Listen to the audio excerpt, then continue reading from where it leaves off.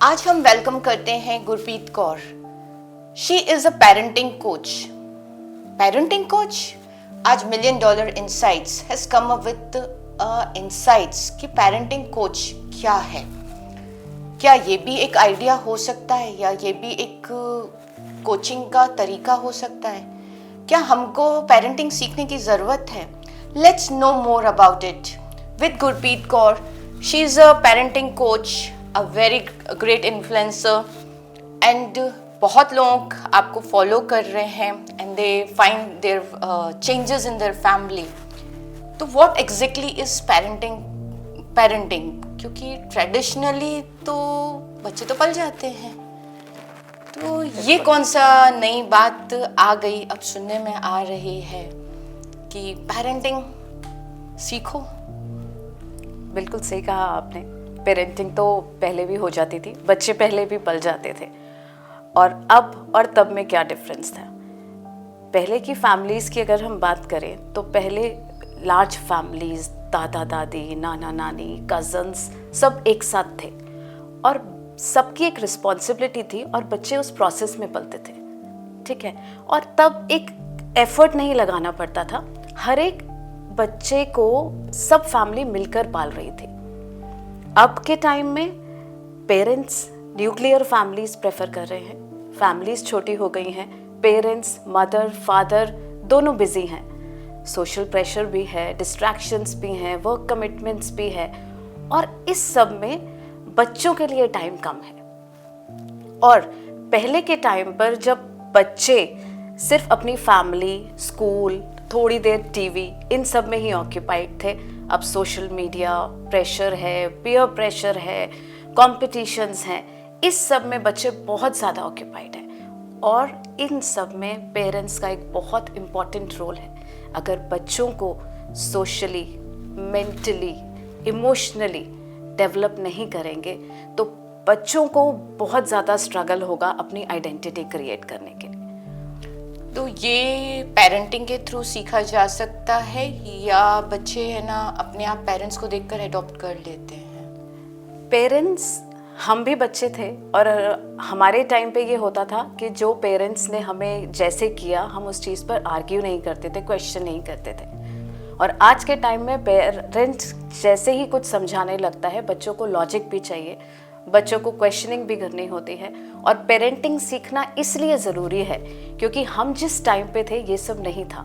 आजकल के बच्चे जो हैं वो फॉरवर्ड माइंडेड हैं, बहुत स्मार्ट हैं, टेक्नोलॉजी के साथ ही पैदा हुए हैं।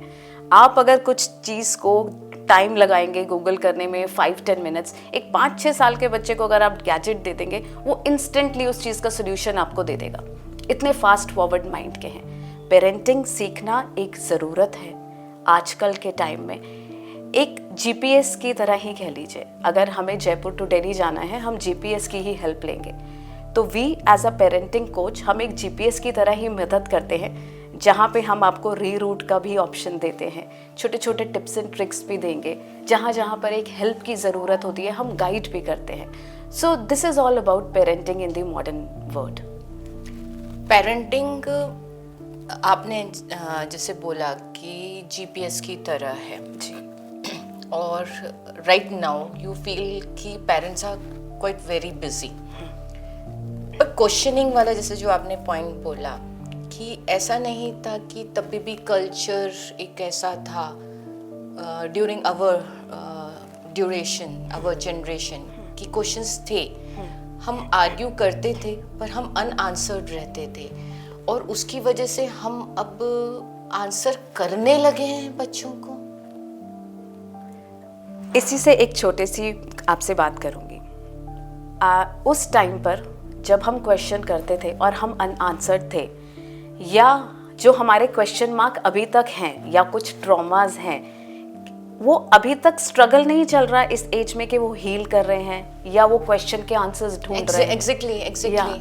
तो वही है, अगर आज पेरेंट्स अवेयर रहते हैं और इमोशनली अवेलेबल रहते हैं और बच्चों की सारी नीड्स के साथ इमोशनली, मेंटली बच्चों को आंसर करते हैं, बच्चों के साथ टाइम बिताते हैं, तो शायद ये जो जनरेशन है आगे जाके स्ट्रगल नहीं करेगी।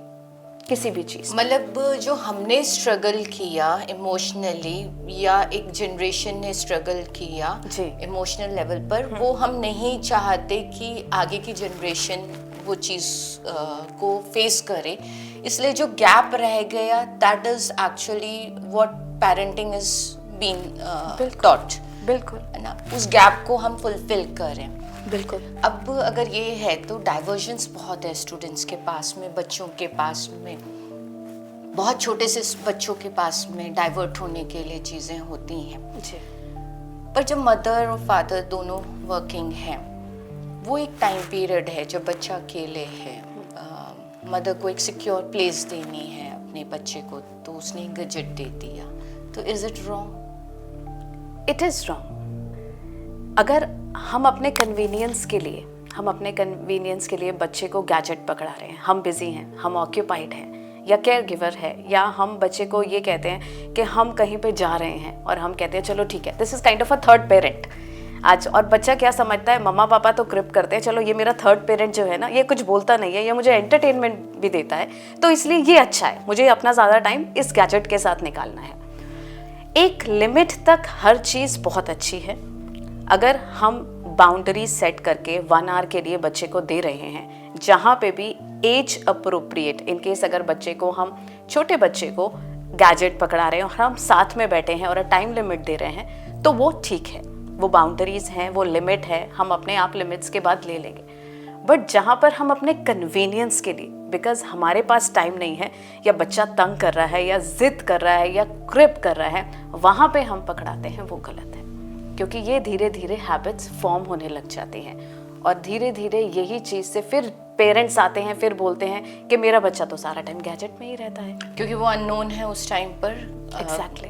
अगर अर्ली पेरेंटिंग की बात कर रहे हैं, क्योंकि न्यू पेरेंट्स हैं, ये परफेक्ट टाइम है समझने के लिए, सीखने के लिए, और new parents are quite curious कि हमसे मिस्टेक्स नहीं हो, बिल्कुल, जो हमारे पेरेंट्स से हुई वो आगे फॉरवर्ड नहीं हो, ये एक दिमाग में सबके, मतलब मुझे लगता है कि हर कोई इस सोच में है। उनको ऐसे क्या क्या चीज़ें, ऐसी कौन सी टिप्स होती हैं जो ध्यान रखना चाहिए, या उनको ऐसा क्या समझना चाहिए रिगार्डिंग द पेरेंटिंग? देखिए, बहुत ही अच्छा क्वेश्चन है, और बहुत सारे पेरेंट्स क्यूरियस भी रहते हैं इन चीज़ों में। फर्स्ट मोस्ट चीज़ है कि पेरेंट्स को क्वालिटी टाइम स्पेंड करना चाहिए। बच्चा के लिए पेरेंट्स एक सेलिब्रिटी की तरह होते हैं 0 to 7 ईयर्स। जब भी पेरेंट्स आते हैं तो बच्चे हमेशा ऐसे ही बोलते हैं, ओह मम्मा आ गई, पापा आ गए, सो एक सेलिब्रिटी वाली फील आती है। और पेरेंट्स उस टाइम पे अगर बिजी या ऑक्यूपाइड रहते हैं तो उन्हें लगता है ठीक है, थोड़ा बहुत लव दिया, टेंडर केयर किया, और उसके बाद टायर्ड हैं, which is happening, but quality time miss हो जाता है।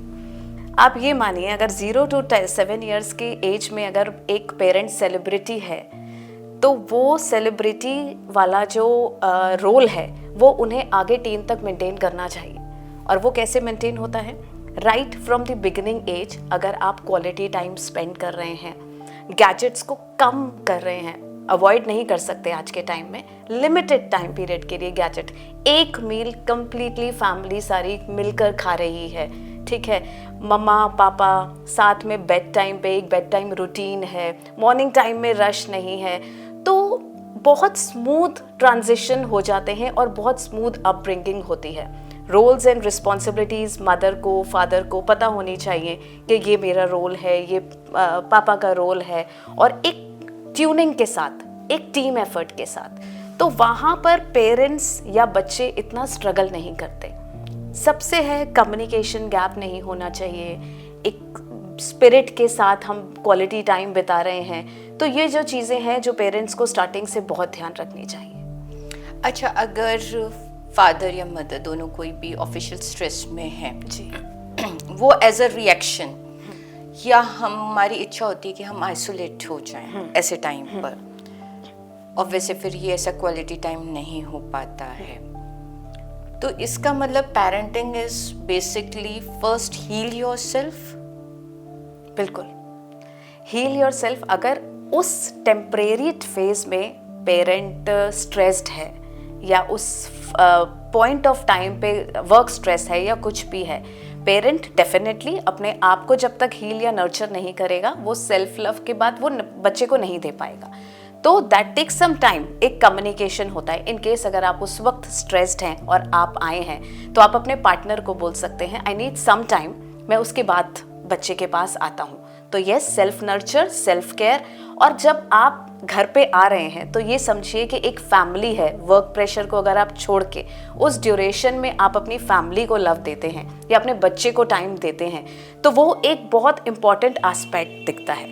बट अगर स्ट्रेस में आप थोड़ा टाइम अपने आप को दे रहे हैं और उसके बाद आप बच्चे को दे रहे हैं, तो डेफिनेटली वो हील ही करेगा। आपके इमोशंस बच्चे को दिखेंगे।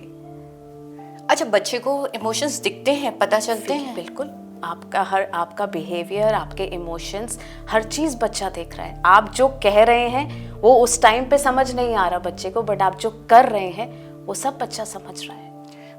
पर जैसे लैंग्वेज बच्चा उस लेवल पर नहीं समझता है, जब वो when it's very small, the child is very small, तो वो खाली आपके इमोशंस को, मतलब एक पर्सन के इमोशंस को ग्रैब कर रहा है। बिल्कुल।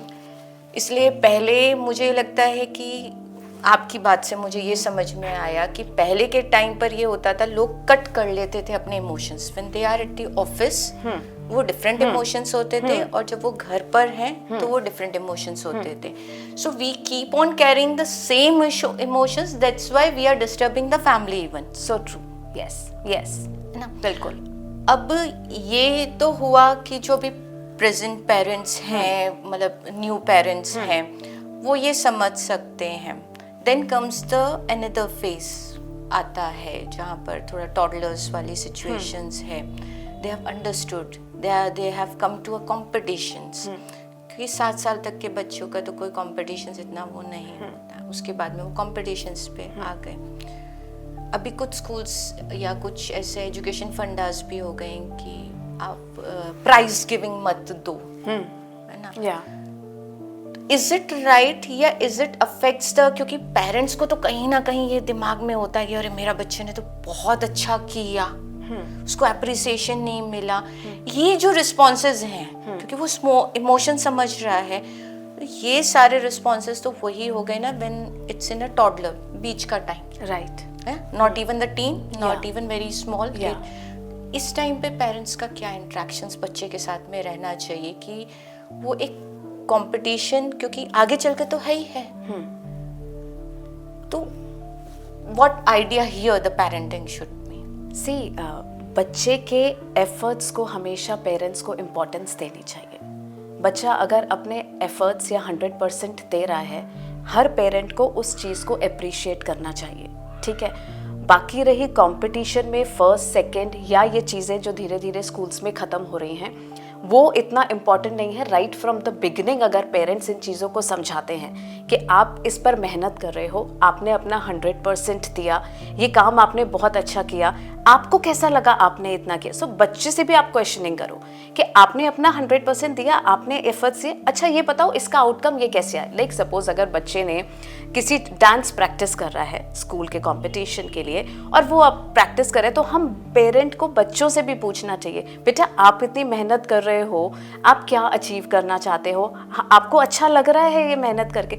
सो बच्चे को हर उस मोमेंट को, हर उस प्रैक्टिस को एंजॉय करना चाहिए, इंस्टेड ऑफ कि बच्चा ये एक्सपेक्ट करता है कि मैं फर्स्ट आऊँ या सेकंड आऊँ। अगर पेरेंट्स उसका मग, उसका इमोशनल कप लव के साथ, केयर के साथ, एप्रिसिएशन के साथ फिल कर देंगे, तो बच्चे को आउटर वर्ड और आउटर उसकी ज़रूरत नहीं पड़ेगी। दैट मीन्स मैं ये समझी कि जो जनरेशन, जो पेरेंट्स हैं, उनको ये लगता था कि हम कुछ प्राइस लेकर आते थे, अब वो बच्चों में नहीं मिल रहा है तो हम उसी थ्योरी को चेंज करें। Right. अगर एनवायरनमेंट चेंज है तो हमारी अपनी खुद की भी थ्योरी चेंज होनी शुरू होनी चाहिए। एग्जैक्टली, बिकॉज पेरेंटिंग एक जर्नी है जहाँ पे पेरेंट्स ने अब तक जो सीखा उसे अनलर्न करके नई चीज़ें लर्न करनी ही पड़ेंगी। जो पुराने सब चलता चला आ रहा था कल्चर, पेरेंट्स को वो समझना पड़ेगा, वो टाइम अब कंप्लीटली चेंज हो चुका है। इस फास्ट पेस्ड लाइफ में टेक्नोलॉजी वाले बच्चों को वो सारी चीज़ें नहीं चल पाएंगी जो हम जैसे बड़े हुए हैं। अब बच्चों को हर आंसर के साथ रीजनिंग लॉजिक चाहिए ही चाहिए। और ऐसा नहीं लगता कि रीजनिंग और लॉजिक देते देते हम लोग हर चीज़ बता दे रहे हैं, हर चीज़ ओपन कर दे रहे हैं बच्चों के सामने? वही शायद एक गलती है। हर चीज़ का एक लिमिट होता है, इन द सेंस कि अगर हम बच्चे को जो एज अप्रोप्रिएट चीज़ है हम डेफिनेटली वही डेवलप कराएंगे और उसी चीज़ पे ही बात करेंगे। पर ओपननेस ज़रूरी है। कम्युनिकेशन गैप बहुत ज़्यादा आ रहा है आजकल फैमिलीज़ में, पेरेंट्स और बच्चों में एक गैप आता है जिसकी वजह से आगे आने वाली एज में वो गैप बढ़ता चला जाता है। मतलब आपका कंटिन्यूस ये पॉइंट तो है कि कम्युनिकेशन तो शुड बी मेंटेन, बहुत वो रहना चाहिए। और एक चीज़ और गुरप्रीत, जो आपकी बात से मुझे समझ में आया कि हमें अपने टाइम से कंपेयर नहीं करना चाहिए। बिल्कुल भी नहीं, है ना? बिल्कुल भी नहीं। पेरेंट्स को हर बार ये रिकॉल करना चाहिए हमारे टाइम पे ये सब था। हम उस जनरेशन को बिल्कुल भी, आज की जनरेशन और वो टाइम जो हमारा था बहुत फ़र्क है, बहुत ज़्यादा। अक्सर करके ये नहीं हो जाता कि आप लोग कितने लिवरेज चाइल्ड हो, you are getting this yes बोलते हैं पेरेंट्स। और पेरेंट्स ये भी कहते हैं कि लाइक तुम्हें ये सब मिल गया, तुम्हें ये सब, बट ये बच्चों की गलती थोड़ी है। वो आजकल टेक्नोलॉजी है ही है, मिल गया क्या मतलब है? वो ये आज का डिमांड है, ये आज का लाइफ है, आजकल तो सर्वाइवल है टेक्नोलॉजी। अगर पेरेंट्स के पास भी उस टाइम पर मोबाइल होता चाइल्डहुड में तो डेफिनेटली वो भी इसी तरह ऑक्यूपाइड रहते। ओके, मतलब हम ये समझें कि मैं ये बोलूँ कि अच्छा मेरे समय पे ये नहीं था, देखो तुम लोगों को ये फैसिलिटीज़ मिल रही हैं, तो ये बताकर हम उन बच्चों को रियलिटी नहीं बता रहे हैं। आप उन्हें किस चीज़ की रियलिटी दिखाना चाह रहे हैं? कि आप एज अ पेरेंट्स उन्हें प्रोवाइड कर रहे हैं, आप एक प्रोवाइडर हैं, ये रियलिटी दिखा रहे हैं? हाँ, मतलब हमें नहीं बतानी, बिल्कुल नहीं बताना चाहिए। हमें क्या, हमें उनके साथ रहना चाहिए, हमें उन्हें गाइड करना चाहिए। अगर ओवर कंजम्पशन या ओवर कुछ हो रहा है, हमें उन्हें हर चीज़ों से अवेयर करना चाहिए, age appropriate. But that doesn't mean कि हम उन्हें किसी चीज़ का जता रहे हैं कि वी आर प्रोवाइडिंग या तुम्हें ये सब चीज़ें मिल रही हैं। मिल रही हैं क्या होता है? ये सब तो है ही, ये पार्ट ऑफ लाइफ है इस जनरेशन का। और सिंगल पेरेंट्स वाले भी तो सिचुएशंस आती हैं। बिल्कुल। तो सिंगल पेरेंट में हमेशा स्ट्रगल ज़्यादा होता है। बिल्कुल। तो उस टाइम पे पेरेंटिंग का क्या रहता है? क्योंकि उस टाइम पर see how much I am doing for you, ये जो सेंटेंस होता है ये हर्ट कर जाता है बच्चों को। हो सकता है कि उस टाइम पे बच्चे बोल नहीं पाते, but somewhere back of mind ये बातें स्टिक कर जाती हैं बच्चों में। आगे जाके ये चीज़ें उनके माइंड में कहीं ना कहीं घूमती हैं। सिंगल पेरेंट है, आई अंडरस्टैंड वो डिफ़िकल्ट है वो सिचुएशन जहाँ पे एक पेरेंट को दोनों रिस्पॉन्सिबिलिटीज़ या दोनों रोल निभाने पड़ते हैं। बट समवेयर एक एज में आके बच्चे वो चीज़ें समझने लगते हैं। बट जितना हो सके प्यार और कम्युनिकेशन बना रखें, एक एनवायरनमेंट ऐसा क्रिएट करें घर में जहाँ पे बच्चा हर बात कर पाए, उसे लव दीजिए, तो आई थिंक आगे जाके इतनी प्रॉब्लम नहीं आती है। It's a very strong point कि एनवायरनमेंट ऐसा हो कि बच्चा खुलकर बोल पाए। बिल्कुल, है ना? तो देन कम्स टीनेजर्स इश्यूज जो आ रहे हैं। और अभी जो, मतलब मैं ये कहूँ कि जो अभी के प्रेजेंट पेरेंट्स की सिचुएशंस है, क्या इस टाइम पर भी, और वैसे कि उनके बच्चे टीनेजर्स में होंगे, टीन्स होंगे, maybe they were about to go to college और they have started the college, क्या ये भी एक टाइम पीरियड है जहाँ पर हम पेरेंटिंग सीख सकते हैं? क्योंकि बच्चे तो हो गया ग्रोन, जो बिगड़ना था बिगड़ गया। See it's never too late in parenting. आप पेरेंटिंग कभी भी सीख सकते हैं। एक एज होती है लाइक अर्ली चाइल्डहुड से लेके जब तक बच्चा आपके साथ है या इंडिपेंडेंट फाइनेंशियली नहीं हो चुका है या हॉस्टल के लिए कहीं बाहर नहीं गया, तो वो एक एज है जहाँ तक आप पेरेंटिंग कर सकते हैं, kind of 22-23। But other hand पे बोले हम तो आज तक पेरेंटिंग हो रहे हैं। पेरेंट्स एक वो है कि पेरेंट्स आज तक हमें समझाते ही हैं। अगर हम इन लॉज की बात करें या अपने पेरेंट्स की बात करें, हम आज तक पेरेंटिंग के लूप में चलते हैं। बट 23-24 इज़ द एज जहाँ तक पेरेंटिंग हो जाती है, जब तक बच्चा फाइनेंशियली इंडिपेंडेंट नहीं हो जाता है। और रही बात पेरेंट के सीखने की, किसी भी एज में पेरेंट्स अपना बिहेवियर, अपना वे, जिस तरीके से वो कम्युनिकेट करते हैं, चेंज कर सकते हैं और पेरेंटिंग सीख सकते हैं। बहुत इम्पैक्ट पड़ता है। आजकल इतने ज़्यादा पेरेंट्स के कंसर्न आते हैं जहाँ पे पेरेंट टाइम नहीं दे पाते हैं। अगर मैं पेरेंट्स से पूछती हूँ, मदर से, कि वो कितना टाइम दे रहे हैं, क्वालिटी टाइम मीन्स बिना किसी डिस्ट्रैक्शन के हाफ एन आवर, कितना टाइम कौन कौन कितना स्पेंड करता है, नहीं कर पाते। पेरेंट्स के पास टाइम नहीं है। अच्छा, सपोज पेरेंटिंग लेट स्टार्ट हो रही है, मतलब अंडरस्टैंडिंग व्हाट पेरेंटिंग इज अगर लेट स्टार्ट हो रही है, पर एक टाइम पीरियड था हम बच्चे को बहुत शायद टॉर्चर कर चुके हैं या हमने बहुत मारा है, थप्पड़ लगाए हैं और पनिश बहुत किया है, एंड सडनली वी रियलाइज कि नहीं यार ये तो गलत हो गया, है ना, बच्चा हाथ से छूट गया क्योंकि एक टीनेजर हो गया, फिर तो क्या, फिर तो ना आप मार पाओगे और ना वो मार सहन कर पाएगा। अब वो जो शायद बच्चे के दिमाग में इम्प्रेशन रह गया है, वो इम्प्रेशन को पेरेंटिंग कैसे, मतलब पेरेंटिंग कौन सा ऐसा पेरेंटिंग टूल है या टेक्निक है जो पेरेंट्स को समझनी चाहिए कि वापस हम इसको नई बॉन्डिंग बना सकें, नया क्रिएट कर सकें। पेरेंट्स ने ट्रॉमा दिया है, वो हील होने में बहुत टाइम लगेगा। वो somewhere back of the mind बच्चों के हमेशा रहेगा, और जिसकी वजह से आजकल टीनेजर्स आइसोलेट होने लग गए हैं, बहुत ज़्यादा सोशल मीडिया पर रहते हैं और बहुत ज़्यादा पेरेंट्स को अवॉइड करके फ्रेंड्स के साथ रहते हैं। क्योंकि ये स्पेसिफिक केस जो आपने अभी मेंशन किया कि वो उस टाइम पर कैसे हील करें, तो सबसे पहले पेरेंट को एक्सेप्ट करना चाहिए कि उन्होंने ये चीज़ गलत की अपने बच्चे के साथ। फर्स्ट मोस्ट इम्पॉर्टेंट थिंग, यहाँ पर पेरेंट्स एक्सेप्ट नहीं करते। उन्हें रियलाइज़ होना चाहिए कि yes, whatever they have done वो गलत था, और अब एक टूल जो मैं हमेशा बोलती हूँ, कम्युनिकेशन गैप, उसको फिल करिए। बच्चे का इमोशनल कप फिल होगा आप अपने लव के साथ। उस कप को धीरे धीरे, it will take time, it's not a rocket science, और ये एक मैजिक भी नहीं है कि आप एक ओवरनाइट आपने सोच लिया और आप करेंगे।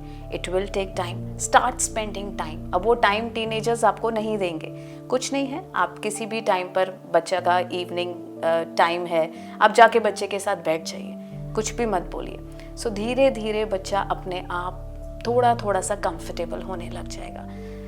अगर कहीं पर ऐसा लगता है कि आपको बच्चे को सॉरी भी बोलना है, तो आप बोलिए, एक्सप्रेस कीजिए अपने इमोशंस को, और उसे वापस से उस लव के साथ फिल कीजिए। टाइम स्पेंड कीजिए, क्वालिटी टाइम स्पेंड कीजिए, और धीरे धीरे ये चेंजेस बच्चे में जो है वो ट्रॉमा से हील होगा। उसे लगेगा कि ठीक है, now parents are with me, अब मुझे प्यार मिल रहा है अपनी फैमिली से, papa is caring, mama is caring. So वो धीरे धीरे वो कप जो है वो फिल होगा।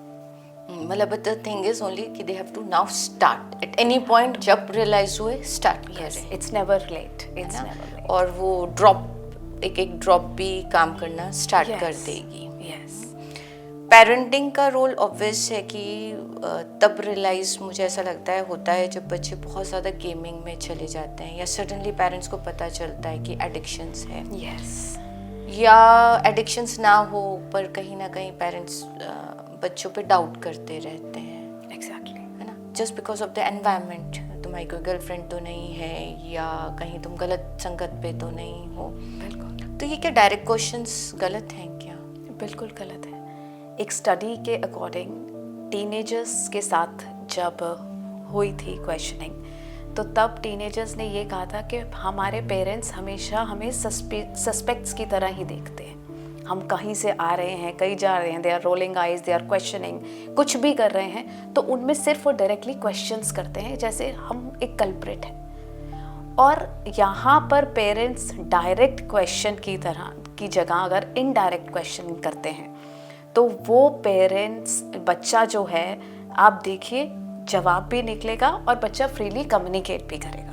अब छोटा सा ही एग्जाम्पल, अगर आपने बाय चांस अराउंड रात को मिडनाइट 12-1 बजे बच्चे को किसी से मोबाइल पर बात करते हुए देख लिया, ठीक है, अचानक से आप रूम में गए, तो आपका सबसे पहला क्वेश्चन क्या होगा? किससे बात कर रहे हैं, अब क्या बच्चे को बातें हो रही थी, ये कोई टाइम है? यस, आपने अपना ज्ञान शुरू कर दिया। अब बच्चे को क्या, अब आपको लगता है कि टीनेजर आपको जवाब देगा? नहीं, ये कोई टाइम है बोलते सी कौन जवाब देगा? बिल्कुल भी नहीं देगा, राइट। तो अब बच्चों के लिए यही टाइम है, टीनेजर्स के लिए वो ये सर्कल भी एक इनका क्लॉक जो है वो लेट है। बट आप ये सोचिए, अगर इसी डायरेक्ट क्वेश्चन को आप इनडायरेक्ट क्वेश्चन यानी कि एक कंसर्न में बदल दें, लाइक इज इट ओके, सब ठीक है, किसके साथ बात कर रहे हो, शैल्या के साथ बात कर रहे हो, आई होप सब कुछ ठीक है, तो उसका जवाब आएगा, हाँ मामा सब ठीक है, मैं इसके साथ बात कर रहा हूँ, हाँ जी कैजुअल बात हो रही है। It is just a quick shift. हमें कंसर्न दिखाना है, हमें उन्हें सस्पेक्ट या कल्प्रिट नहीं बनाना है। वो जनरल बात कर रहे हैं और जब पेरेंट के ऐसे जवाब आते हैं तो आप ये सोचता छोड़ दीजिए कि आपको सही जवाब मिलेगा। अच्छा, बच्चे ना घर पर आकर शेयर नहीं करते हैं, ये भी एक पॉइंट बहुत ज़्यादा आने लगा है। फिर तो वो किस तरफ चले गए आपको बहुत लेट पता चलता है। तो टीनेजर्स का ये जो रोल होता है, जो एडोलसेंस वाला जब टाइम स्टार्ट होता है, या रिस्पॉन्स करेंगे तो मतलब बहुत नेगेटिव रिस्पॉन्स भी हो जाता है फॉर दैट पेरेंटिंग। उसके लिए आप अपने डे स्टोरीज शेयर करना शुरू करिए पहले उनके साथ। आप अपना लाइफ डे रूटीन बताइए उन्हें। आप मत एक्सपेक्ट कीजिए कि एकदम से वो आपको बताएंगे, आप तो शुरू करिए पहले, आप तो अपनी बात कीजिए। पेरेंट अगर बच्चा मूड में नहीं है बात करने के, कोई बात नहीं, आप शुरू कीजिए। आज ये हो गया, आज मेरा दिन बहुत ज़्यादा टीडियस था, यू नो व्हाट, आज इसका मुझे कॉल आया। तो जब आप इन्वॉल्व होंगे अपने डे रूटीन में, धीरे धीरे over a span of time बच्चे को ये लगेगा oh mama is sharing a routine with me, papa ने मुझे आज ये बात बताई, तो समवेयर वो कनेक्ट करके टिट्स एंड बिट्स में ही सही वो बताना शुरू करेगा। And when this teenagers getting bully at school या शायद सोशल मीडिया में, क्योंकि अब तो इन लोगों के पास में वो एरिया बड़ा हो गया है ना, with unknown people they can get into. पता चला कि व्हाट्सएप कम्युनिटी अचानक से किसी अननोन कम्युनिटी में एंटर कर गए, तो what exactly how they should convey their parents, या पेरेंट्स को ऐसा क्या करना चाहिए, क्योंकि पता तो चल जाता है पेरेंट्स को, but now what should be the next move? See, parents को हमेशा पहले बच्चे को कंफर्टेबल करना बहुत इम्पॉर्टेंट है, और बच्चे के पॉइंट ऑफ व्यू से उसे समझना बताना पड़ेगा। अगर पेरेंट ने रिएक्ट करा और बच्चे को डांटा, बच्चे के ऊपर ब्लेम्स डाला, तो उससे कोई सोल्यूशन नहीं निकलेगा। मेरी हर पेरेंट से रिक्वेस्ट है कि सबसे पहले कम्युनिकेट करें, और आजकल साइबर क्राइम के लिए बहुत सारे अलग अलग नंबर हैं, ईमेल हैं, वहाँ पर कांटेक्ट भी कर सकते हैं। बट जब तक आप बच्चे से बात नहीं करेंगे और रिस्पॉन्ड करेंगे, तब ही उनका सोल्यूशन निकलता है। बुली आजकल बहुत होते हैं, उसमें बच्चे के साथ एम्पथाइज करना, बच्चे के साथ कम्युनिकेट करना और उसके नज़रिए से चीज़ों को समझना बहुत इम्पॉर्टेंट है। मतलब हम ये समझें कि बच्चों का कोई भी गलत एक्शंस या रोल हो रहे हैं, तो इसका मतलब पेरेंट्स कहीं ना कहीं गैप क्रिएट कर चुके हैं, है ना, कहीं ना लूप होल है। और अगर जैसे पेरेंट्स ये बोलें कि we ourself in so much stress, हम कैसे संभालें, इसको समझ में क्यों नहीं आता है? पहले पेरेंट्स समझ लें, उसके बाद बच्चे को समझाएंगे ना। पेरेंट्स ही नहीं समझ रहे इस चीज़ को कि बच्चा क्या फेस कर रहा है। अगर बच्चा बुली हो रहा है तो वो प्रेशर, वो आइसोलेशन, वो स्ट्रेस, कितना कुछ है बच्चे के ऊपर, और उस पे पेरेंट्स का प्रेशर। तो ऐसे में ही बच्चे एंग्जाइटी में ऐसे ऐसे स्टेप्स उठा लेते हैं, क्योंकि उन्हें कम्युनिकेट करने के लिए कोई नहीं मिलता। उन्हें लगता है कि कोई हेल्प कहीं से भी नहीं है, मम्मा पापा से बोलूँगा तो डांट पिटेगी या वो गलत समझेंगे। मतलब इतना गैप है कि बच्चा अपनी फैमिली में ही अपने पेरेंट्स के साथ ही कंफर्टेबल नहीं है। अब पेरेंट्स को अगर इशू होता है तो वो तो जाकर स्कूल में टीचर से भी बात कर रहे होते हैं, तो इज इट राइट, वहाँ से क्या बच्चा सुधर जाएगा? अथॉरिटीज, स्कूल अथॉरिटीज़ या रिस्पेक्टिव अथॉरिटीज़ से बात करना ज़रूरी है। बच्चा सुधर जाएगा ज़रूरी नहीं है, हमें अपने बच्चे को कॉन्फिडेंट बनाना पड़ेगा। जहाँ पर बच्चे सामने वाला जो बुली कर रहा है वो सुधरता है या नहीं अथॉरिटीज़ से कंप्लेंट करने में, ये एक अलग फैक्टर है। हम अपने बच्चे को कितना कॉन्फिडेंट बता रहे हैं, हम अपने बच्चे को कितना साथ दे रहे हैं, वो ज़्यादा इम्पॉर्टेंट है। गुरप्रीत, मैं इस पर एक पॉइंट करूँगी कि डिसीजन मेकिंग, इसका मतलब बच्चे का वीक है डिसीजन मेकिंग, क्योंकि उसको नहीं पता कि वो किस जगह जा रहा है। इवन बच्चा ना क्रिटिकल थिंकिंग पर भी नहीं आ रहा, वो कहीं ना कहीं लॉजिक ही नहीं लगा रहा। राइट। जैसे आपने ये बात करी कि खुलकर बात करो बच्चों से, हर बार बात करो, कम्युनिकेट करो। कम्युनिकेशन में आजकल ये हो गया है कि पेरेंट्स फ्रेंडली ज़्यादा हो गए हैं, फ्रेंड्स की तरह ज़्यादा बात करने लगे हैं। अब फ्रेंड्स की तरह बात करने लगे हैं तो पता चला कि क्या है, लेट आई तो क्या हुआ। बिल्कुल। आप भी तो लेट आते हो, हाँ, है ना? हाँ। तो मैं लेट, मतलब एक ग्रोन अप पर्सन लेट आ रहा है और एक यूथ लेट आ रहा है, या टीनेजर एडोलसेंट लेट आ रहा है, ये दो अलग चीज होती है ना? तो ये चीजें बच्चों को दायरे, लिमिटेशंस कैसे पता चले? देखिए, दो चीज़ें हैं। आप बच्चों के साथ फ्रेंडली पेरेंट बन के रहिए, उनके फ्रेंड मत बनिए। And that is what happening. Friendly friend आजकल बहुत कैजुअल है। अरे नहीं, मेरा बेटा तो मेरा दोस्त है। बिल्कुल, हम लोग आराम से बहुत कैजुअली रहते हैं। हम, मेरा बेटा मेरे से कुछ नहीं छू, तो उसमें क्या होगा, बच्चे को भी लगेगा ठीक है पापा, अरे पापा आओ, चलिए।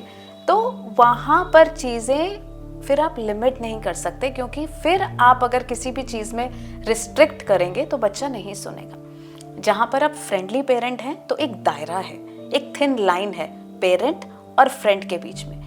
बच्चे को भी एक डर और एक रिस्पेक्ट रहेगा, और पेरेंट को भी जहाँ पे लगेगा कि मुझे कोई लिमिट या कोई बाउंड्री सेट करनी है, वो भी पेरेंट कर सकता है।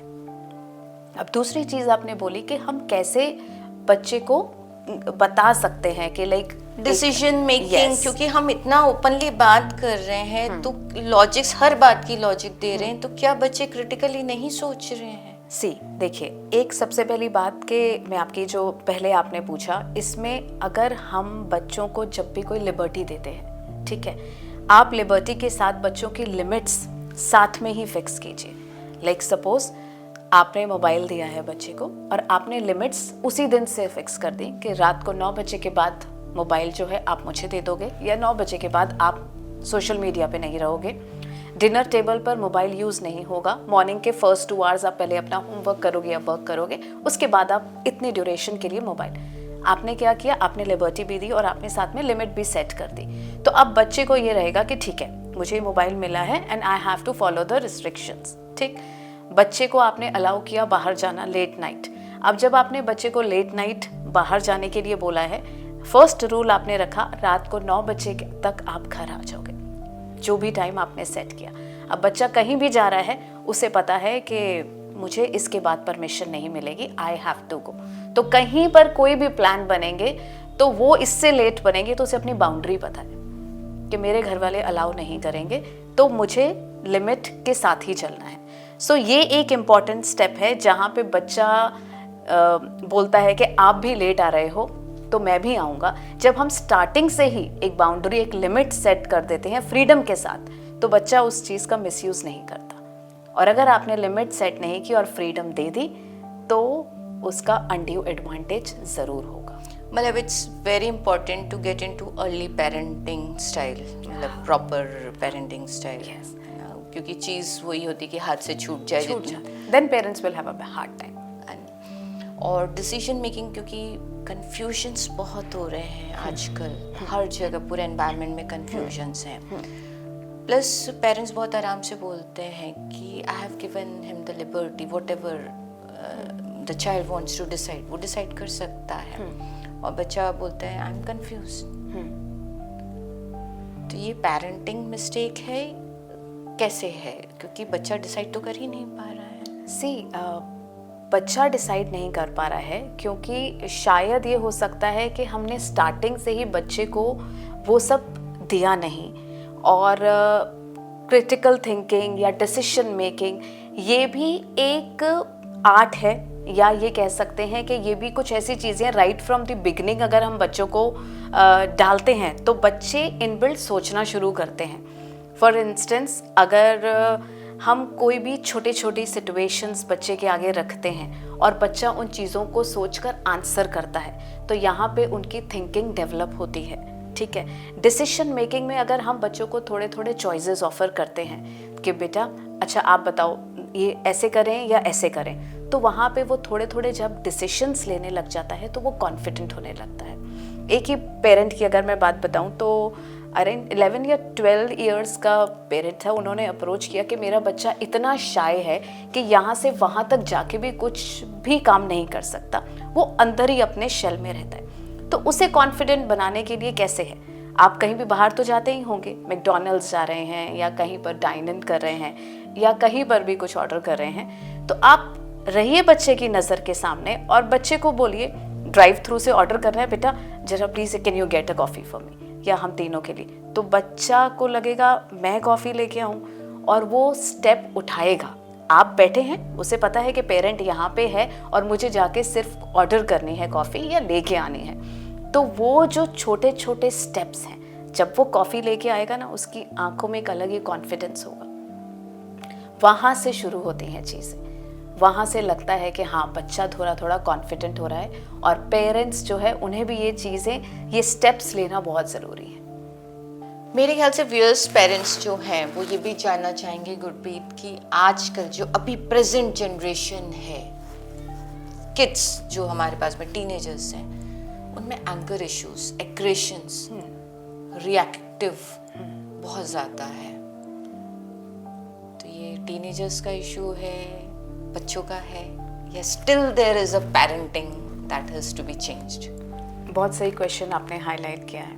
मैक्सिमम क्वेरीज या कंसर्न्स जो पेरेंट्स के होते हैं, वो एक एज के बाद जब पेरेंट्स को रियलाइज़ होने लग जाता है कि भाई मेरा बच्चा बात नहीं मान रहा है, अब जवाब देता है, सुनता नहीं है, और कोई भी चीज़ कह लो उल्टा और तेज आवाज़ में जवाब मिलता है, तो उसके लिए क्या करें? तो मैं हर पेरेंट को डॉट्स कनेक्ट करने के लिए बोलूँगी। जब वो इग्नोरेंस स्टार्ट हुआ, जब वो गैप बढ़ने लग गया, उस टाइम पे पेरेंट्स ने ये चीज़, या तो बच्चे देखते हैं जब पेरेंट्स चिल्लाते हैं बच्चों पर, वो चीज़ बच्चे अडेप्ट करते हैं, या वो गैप जब आ जाता है, धीरे धीरे जब वो गैप बढ़ने लग जाता है, जब बच्चे ट्रिगर करने लग जाते हैं, तब पेरेंट्स को लगता है अचानक से ये क्या हो रहा है। बट ये लूप तो चलता चला आ रहा था ना, और वो पेरेंट को जब ये चीज़ बताई जाती है कि आप इस चीज़ को एक्सेप्ट कीजिए कि क्या इन्वायरमेंट या क्या बच्चों ने देखा या क्या बच्चों ने सीखा, तो वो पेरेंट्स एक्सेप्ट नहीं करते हैं। हाँ, नहीं करेंगे, क्योंकि हम तो उनको सुधार रहे थे, हमने जब भी उनको डांटा सही चीज़ के लिए डांट लगा। हाँ, वो यही कहेंगे, बट सीखा किससे? पेरेंट्स से ही तो सीखा। आज अगर बच्चा ये देख रहा है कि कोई भी चीज़ चाहिए या अपनी बात मनवानी है तो पापा चिल्ला देते हैं, तो बच्चे ने क्या किया? बच्चे ने भी वही सीखा। नहीं, पर पेरेंट ने तो सही चीज़ के लिए डांट लगाई ना। पेरेंट ने सही चीज़ के लिए डांट लगाई तो कहीं ना कहीं स्टार्ट तो वो पेरेंट ने ही करवाई थी। और बात, डांट क्यों लगानी है? बात भी तो कर सकते हैं, चीज़ों को समझा भी तो सकते हैं। हमें अपनी बातों में वेटेज डालनी चाहिए, ना कि अपनी आवाज़ में। जहाँ पर हम अपनी पिच हाई कर देते हैं और तब बात मनवा रहे हैं, तो बच्चा भी यही सीख रहा है कि हमें अपनी आवाज़ तेज करके बात को मनवाना है, हमें गुस्सा करना है। तो इससे धीरे धीरे बच्चा क्या हो रहा है? रिबेलियस हो रहा है, बच्चा जिद करने लग जाता है बच्चा। और जब तक बच्चा टीन एज में आता है, पेरेंट्स के कंट्रोल से चीज़ें चली जाती हैं और फिर बच्चा सुनता नहीं है। क्योंकि वो एक टाइम आ जाता है ना जब बच्चों के बोर्ड एग्जाम स्टार्ट हो जाते हाँ। हैं। अब तक तो इतना अच्छा कर रहा था, अब हम मतलब हमारे कंट्रोल से बाहर है, सारी रात खेल रहा है, हमारी बात सुन नहीं रहा है, और फिर एग्रेसिव फिर होंगे पेरेंट्स। तो ये साइकिल तो चल ही रहा ये है। साइकिल चलेगी और ये साइकिल तभी रुकेगी जब पेरेंट्स इस चीज़ को एक्सेप्ट करेंगे कि उनको अपना बिहेवियर चेंज करना पड़ेगा। नहीं, पर there is a tension, parents को एक टेंशन है ना कि बच्चे का परसेंटेज खराब हो जाएगा। अब तक तो बहुत अच्छे थे परसेंटेज। एक लिमिट के बाद अगर मैं starting right from the 13 year 14 years में बोलूँ तो आप एक्सपेक्ट नहीं कर सकते वो ऑब्वियस चीज़ें जो बच्चा पहले करता चला आ रहा था। लाइक अगर 12 ईयर्स तक बच्चा एक ओबीडियंट था, 12 ईयर्स तक बच्चा बहुत स्टूडियस था, तो चांसेस हैं कि बच्चा उसका ऑपोजिट करेगा। एक केयरफुल बच्चा केयरफ्री हो सकता है, केयरलेस हो सकता है। तो ये जो चेंजेस हैं ये हार्मोन से भी आते हैं। They are emotionally driven by hormones, जिसकी वजह से उनके बिहेवियर में इम्पैक्ट पड़ता है। अब जब ये चेंजेस आते हैं, पेरेंट परेशान हो जाता है कि मेरे बच्चा तो पहले बहुत फोकस्ड था, उसे तो इन चीज़ों से बहुत ज़्यादा प्रॉब्लम होती थी, वो तो सब बातें मानता था, अब अचानक से पता नहीं इसे क्या हो गया। और इस सिचुएशंस में बच्चा पेरेंट्स रिएक्ट करने लगते हैं, गुस्सा करने लगते हैं, बार बार टोकते हैं, बच्चे को कर्ज करते हैं। बट वो बच्चा इंटेंशनली नहीं कर रहा, वो उसके हार्मोन्स उससे करवा रहे हैं, वो उसके बॉडी चेंजेस उससे करवा रहे हैं। यहाँ पे हर पेरेंट को रिएक्ट करने की जगह उन्हें एम्पथाइज करना चाहिए। हर पेरेंट जब ये समझ जाएगा कि एक टीनेज में आते ही बच्चे के बिहेवियर चेंजेस आएंगे, बच्चे जो चीज़ें लाइक करते हैं वो डिसलाइक करेंगे, बच्चे जो सोशली कनेक्टेड थे वो अपने आप को आइसोलेट कर सकते हैं, जो बच्चे बहुत ज़्यादा ओपननेस बिलीव करते थे वो रिजर्व्ड भी हो सकते हैं। जब पेरेंट ये चीज़ समझ जाएंगे कि ये टीनेजेस में ये चेंजेस नेचुरल हैं, तो वो उनके साथ एम्पथाइज करेंगे और स्टेप बाय स्टेप गाइड करेंगे, ना कि रिएक्ट करेंगे। अगर पेरेंट भी रिएक्ट कर रहा है, बच्चा भी रिएक्ट कर रहा है, तो उसका कोई सोल्यूशन नहीं निकलेगा, बच्चा ही जीतेगा, टीनेजर ही जीतेगा और पेरेंट को चुप ही होना पड़ेगा। बिल्कुल है। तो क्योंकि पेरेंट एक्चुअल में जीतना चाह रहा है। एग्जैक्टली यहाँ पे कंपटीशन नहीं चल रहा है, पेरेंट को ये समझना पड़ेगा। It is just between a parent and a child, और जहाँ पे पेरेंट को ये चीज़ समझनी है कि बच्चा किस प्रोसेस से और किस चीज़ से गुजर रहा है, और कहाँ पे पेरेंट को अपने आप को करेक्ट करना है, कहाँ पे पेरेंट को अपना बिहेवियर चेंज करना है, और चीज़ें अपने आप धीरे धीरे चेंज होती चली जाएंगी। और जो स्ट्रेस एनवायरनमेंट अभी क्रिएट हो रहा है, लाइक स्टूडेंट्स के बीच में करियर से रिलेटेड, गर्लफ्रेंड से रिलेटेड, सोशल प्रेजेंस से रिलेटेड, बाकी सब कॉन्फिडेंट हैं, मैं कॉन्फिडेंट नहीं हूँ। आपने जैसे कॉन्फिडेंस का तो एक आपने बताया ही बताया, पर stress ultimately the word is coming out, this is the stress, है ना। लो डिसीजन मेकिंग स्ट्रेस क्रिएट कर रहा है, बुली हो रहे हैं स्ट्रेस क्रिएट कर रहा है, एग्जाम्स हैं स्ट्रेस क्रिएट कर रहा है। The how parents can make a play here, जब उनको ये पता चले कि बच्चे स्ट्रेस में है, या पेरेंट्स को पता भी चल रहा है? सी पेरेंट्स ज़्यादातर अवेयर हैं, बट कुछ परसेंट पेरेंट्स एक्सेप्ट भी नहीं कर पाते हैं, शायद स्ट्रेस के नाम को इग्नोर कर देते हैं, डिप्रेशन को इग्नोर कर देते हैं। तो यहाँ पे ये होता है कि एक हेल्दी इन्वायरमेंट अगर हम देते हैं, बच्चों से बात करते हैं उस इमोशन के बारे में जो उनके अंदर चल रहा है। लाइक सपोज अगर एग्ज़ाम्स आने वाले हैं, एग्ज़ाम्स से रिलेटेड स्ट्रेस है, तो बच्चों से बात करो कि बेटा आप अपनी मेहनत करो और उसके आगे पीछे आपको कुछ सोचने की ज़रूरत नहीं है, you just give your best. उस इमोशन को समझें कि I know, I can understand, अभी इस वक्त आपके अंदर फियर चल रहा है या थोड़ा स्ट्रेस है कि कितना स्कोर करोगे, दैट इज़ कम्प्लीटली ओके। आप अपना सिर्फ मेहनत पे ध्यान दो, अपने वर्क पे, आसपास लोगों को मत देखो।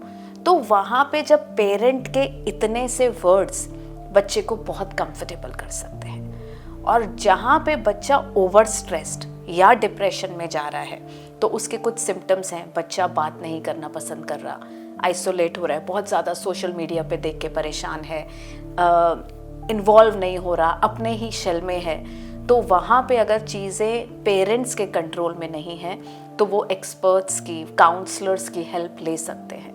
वहाँ पे काउंसलर्स, एक्सपर्ट्स बहुत इम्पॉर्टेंट रोल प्ले करते हैं। मतलब मुझे लगता है आपकी बात से समझ में आया कि अगर पेरेंट्स खुद ही एक्सपर्ट्स के पास में जाएं और वो खुद ही अपने एक्शंस को करेक्ट करना शुरू करें तो इनडायरेक्टली वो खुद को भी हेल्प कर रहे हैं और अपने बच्चों को भी हेल्प कर रहे हैं. तो that's why the parenting is very important to be learn. पर पेरेंट्स में मुझे लगता है कि कुछ पास्ट सिचुएशंस की वजह से जो एनवायरनमेंट में आ गया, सुसाइड, डर है ना, बच्चे गलत जा रहे हैं, शायद पेरेंट्स रोक नहीं पा रहे हैं, वो एक डर की वजह से. टीनेजर छत पे गया, पेरेंट्स को डर लगने लगा, है ना, क्योंकि उसके बोर्ड के एग्जाम्स हैं, कुछ सोच तो नहीं रहा होगा, कुछ कर तो नहीं रहा होगा. तो is it a right parenting कि वो पीछे पीछे भागें या वो जो डर में रह रहे हैं, क्योंकि डर है तो फिर पेरेंटिंग कैसी हुई? हाँ नहीं, अगर आपको किस पर ट्रस्ट नहीं है, मैं क्वेश्चन करूँगी पेरेंट्स से, अपने आप पर ट्रस्ट नहीं है या अपने बच्चे पे ट्रस्ट नहीं है या कहीं ना कहीं आपने बच्चों से बात ही नहीं की है. अगर डर की वजह से आप अपने बच्चे से बात नहीं कर रहे हैं या किसी पॉइंट पर आपको ये लगता है कि बच्चा स्ट्रेस्ड है एंड आप कंफर्टेबल नहीं हो रहे, तो शायद पीछे पीछे भागना, बच्चे को चुपचाप फॉलो करना, देखना, ये बहुत गलत है. इससे अच्छा बच्चों से बात करो. जो डर आप पेरेंट को ज़्यादा है, उस फियर को तो आप निकालो.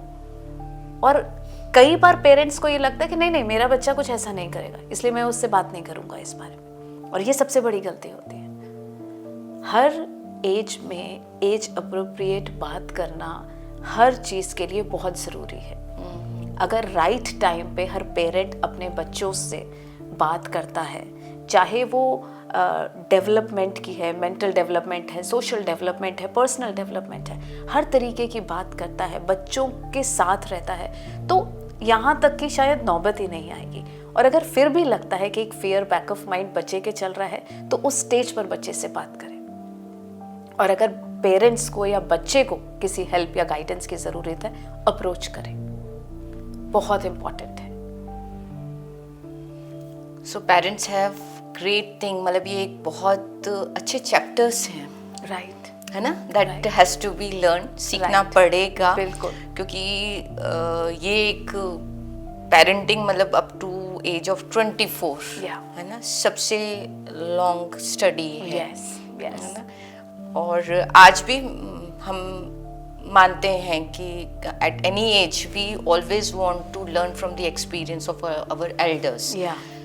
बच्चे पर अभी वो ओपन अप नहीं हो रहे कि to learn from their parents, है ना. दिस इज जस्ट बिकॉज कि वो पेरेंटिंग एक गैप रह रहा है, बिल्कुल बिल्कुल, एक मिसिंग हो रहा है. Parenting is always a mother. क्या फादर का क्या रोल होता है पेरेंटिंग में? क्योंकि कई बार ये ब्लेम भी होता है कि फादर आकर बोलेंगे कि तुमने नहीं देखा या तुमने नहीं समझा, या फादर के पास में ऑब्वियसली कि कम टाइम होता है कंपैरेटिवली मदर के, है ना. फादर बहुत ज़्यादा फ्रेंडली हो रहे हैं, मदर बहुत ज़्यादा कंट्रोल कर रही है ना. तो ये डाइवर्स चीज़ें हैं, बहुत सारी चीज़ें. तो what exactly the role of father? See, हमारी सोसाइटी में पेरेंटिंग को मदर सेंट्रिक बनाया हुआ है, और जबकि ये एक टीम एफर्ट है जहाँ पे मदर और फादर को मिलकर इक्वली पेरेंटिंग का रोल निभाना चाहिए. कहा जाता है कि हमारी सोसाइटी में भाई फादर तो प्रोवाइडर है, वो फाइनेंस प्रोवाइडर है, तो मदर जो है वो इमोशनल सपोर्ट दे रही है. बट मेरा मानना है कि मदर और फादर जहाँ पे एक टीम की तरह पेरेंटिंग को देखते हैं, क्योंकि बच्चा फादर को भी इक्वली उसी तरीके से और उसी नज़र से देख रहा है जैसे वो मदर को देख रहा है, और जो वो सीख रहा है वो मदर और फादर दोनों से सीख रहा है. अगर फादर एक डिसिप्लिन या इमोशनल सपोर्ट देते हैं बच्चों को, तो वो लॉन्ग टर्म तक पेरेंट का जो एफर्ट है वो बच्चों में दिखता है. फादर किस तरीके से अपनी मदर वाइफ को रख रहा है, वो भी एक बहुत इंपॉर्टेंट रोल प्ले करता है. कितना रिस्पेक्ट दे रहा है, कितना उनके एफर्ट्स को अप्रिशिएट कर रहे हैं, कितना केयर कर रहे हैं, वो सब बच्चे ऑब्जर्व कर रहे हैं. ये आगे आके एक स्टेज में बच्चों की अपब्रिंगिंग और बच्चों की नर्चरिंग में बहुत हेल्प करता है। ये भी होता है कि मदर तो बच्चे को पूरा संभाल रही है और फादर जो है बच्चों की सारी जिद, सारी चीज़ों को प्रोवाइड कर रहे हैं, और इसमें बच्चे पूरा फ़ायदा उठाते हैं कि कहाँ पर उनको बेनिफिट मिल रहा है। लाइक अगर बच्चे को कुछ चाहिए, मम्मा ने ना बोल दिया, थोड़ी देर बाद बच्चा पापा के पास जाएगा, और अगर पापा ने हाँ बोल दिया, तब तो पापा अच्छे हैं, पापा ही फेवरेट हैं, पापा ही सब कुछ देते हैं। और यहाँ पर क्या हुआ बच्चों की नज़र में, मम्मा तो कुछ देती ही नहीं है, और बच्चे को जहाँ पर बेनिफिट मिलेगा वहीं पर बच्चा जाएगा। तो मैं ये बोलूँगी कि पेरेंट्स को एटलीस्ट 15 या 20 डेज में एक साथ बैठ के सिर्फ अपने बच्चों पे बात करनी चाहिए। कौन सी चीज़ें वैलिड हैं, कौन सी चीज़ें नहीं करनी चाहिए, हम किन चीज़ों पे एक साथ, इस चीज़ पे यस है, इस पे नो है, हम ये चीज़ नहीं मानेंगे, हम इस तरीके से बच्चों का डेवलपमेंट करेंगे। तो जब तक पेरेंट्स एक टीम की तरह नहीं चलेंगे, पेरेंटिंग की जर्नी नहीं successful. Oh, this is a very strong point कि this is also a like in corporate where we need to have a teamwork। बिल्कुल बिल्कुल, है ना, बहुत ज़रूरी है, बहुत ज़रूरी और कोलैबोरेट करें पेरेंट्स दोनों। दे नीड टू अंडरस्टैंड कि जैसे वो ऑफिस में कर रहे हैं, वो यहाँ पर भी वो चीज़ करना पड़ेगा। बिल्कुल, ये तो प्रायोरिटी है, प्रायोरिटी है, और ये भी एक सर्विस है जिस पर पूरा वर्क करना बहुत ज़रूरी है। बिल्कुल सही कहा आपने। It's really a great learning, and influencer like you it in our $1 million insights। Thank you so much। So It's my pleasure। इतने insights के साथ में with the influencer Gurpreet, thank you so much here to हमको इतने अच्छे से guide किया आपने, और एक बहुत अच्छे इंसाइट्स, एक जर्नी आपने हमें बताई कि पेरेंटिंग की क्या जर्नी होनी चाहिए। That was really helpful। Thank you so much for inviting। Thank you so much। Thank you।